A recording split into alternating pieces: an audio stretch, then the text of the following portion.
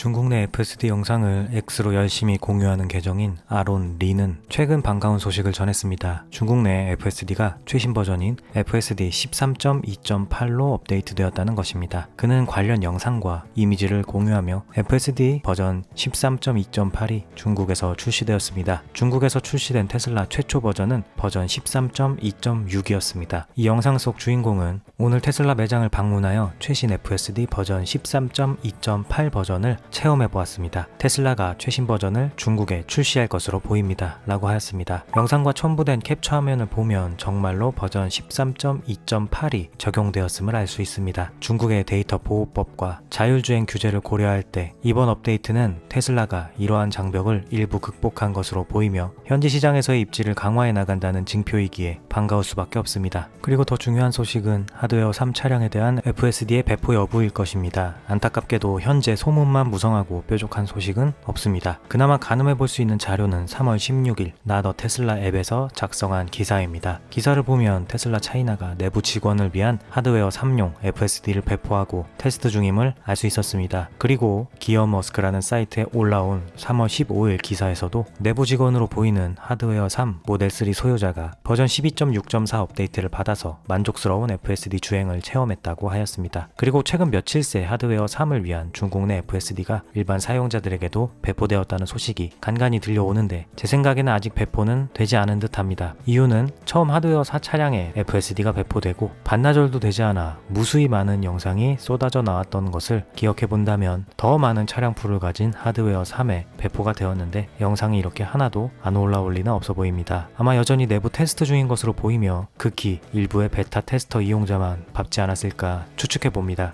그러면 중국 내 FSD는 어느 정도인가? 전에도 영상으로 한번 정리해서 보여드리기도 했었지만 여전히 중국 내 FSD는 북미 환경에서는 상상하기 힘들었던 극한 상황도 잘 처리해내고 있습니다. 이 영상을 보시면 교차로에서 말 그대로 쏟아져 나오는 자전거와 자동차 보행자들 사이로 FSD는 침착하게 우회전을 합니다. 그리고 우회전하자마자 주정차 차량 때문에 가상의 중앙선을 넘어서 앞으로 진행해야 하는데 앞에도 차가 있고 그리고 양옆에서 오토바이들이 빠른 속도로 지나다닙니다. 사람이었다면 정말 놀랐을 이런 상황에서도 FSD는 놀라지 않고 침착하게 갈 길을 갑니다. 이런 상황은 우리나라에서도 굉장히 흔한 환경입니다. 예를 들어 지역 축제장처럼 도로 환경은 열악한데 사람과 자동차가 급격하게 많이 몰린 경우가 있겠죠. 우리나라의 그런 환경 속에서도 FSD는 잘 처리해낼 거라고 저는 확신합니다. 배포만 해준다면 말입니다. 중국 내 하드웨어 3 FSD가 배포된다면 우리나라에서 배포될 때도 하드웨어 3 차량에 배포가 되지 말란 법은 없겠죠. 부디 배포할 때 하드웨어 4, 하드웨어 3 동시에 배포해 주길 바랍니다. 그래야 저도 배포와 동시에 체험을 할 수 있기 때문입니다. 얼른 배포가 되길 바랍니다. 유저 FSD for Life는 중국에서 FSD의 성과를 보는 것은 놀랍습니다. 중국 테스터들은 FSD 수준을 다음 단계로 밀어붙이고 있습니다. 이 파괴적인 기술의 능력을 보여준 개발자와 실제 테스터들에게 감사드립니다. 라며 중국 내 FSD 역량과 테스터들에게 경의를 표했습니다.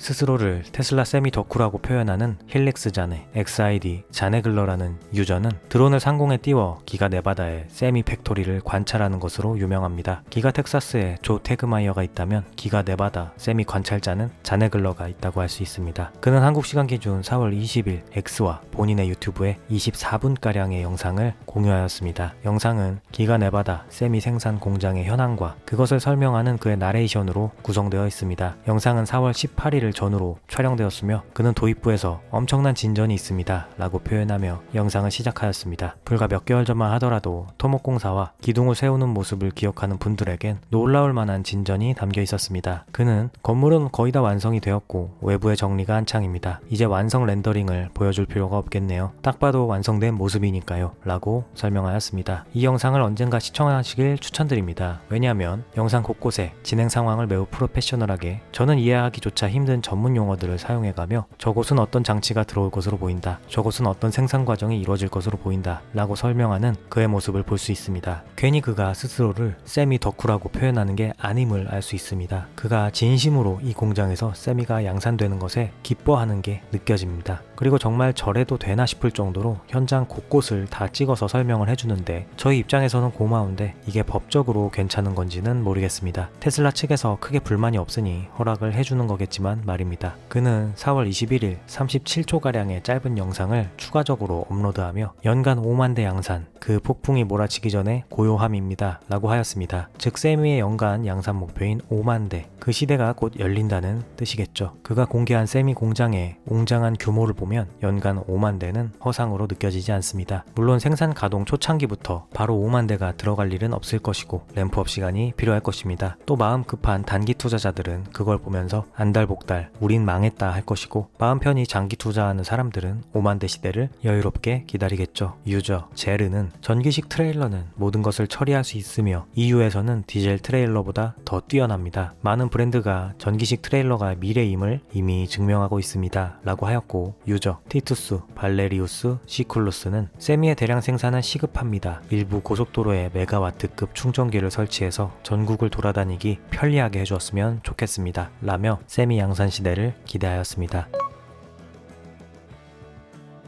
국내에서 4월 15일 발생했던 사이버트럭 파손 사건을 모두 기억하실 겁니다. 국내에 몇 대 들어와 있지도 않은 사트가 몹쓸 짓을 당했다는 거에 많은 분들이 분노하셨을 텐데요. 해당 사건의 범인이 오늘 구속되었다고 합니다. 기사를 보니 당시 제기되었었던 테슬라를 겨냥한 분노의 표출은 아니었던 것으로 보입니다. 남성은 15일 새벽 사트를 파손하기 전부터 묵고 있던 호텔에서 직원을 폭행하는 등 큰 소란을 일으킨 뒤 밖으로 나와 배달용 오토바이를 쓰러뜨리고 이동하다가 마침 눈에 띈 사이버트럭의 사이드 미러를 발로 차서 부순 것이었습니다. 그리고 나서도 그는 인근 BMW 매장에 차량 4대를 발로 차서 이곳저곳을 파손시켰다고 합니다. 그러니까 테슬라 겨냥 범죄가 아닌 분노 조절 장애가 있는 정신 나간 사람의 난동 와중에 사이버트럭이 하필 그 자리에 있었던 것입니다. 남성은 성남에서 긴급 체포되어 현재 구속되었다고 합니다. 안타까운 것은 해당 사이버트럭이 정식으로 출시한 것도 아닌 개인이 수입한 사이버트럭이라 수리비가 엄청나게 나올 것 같습니다. 해당 남성은 금융치료를 제대로 받아야 하지 않을까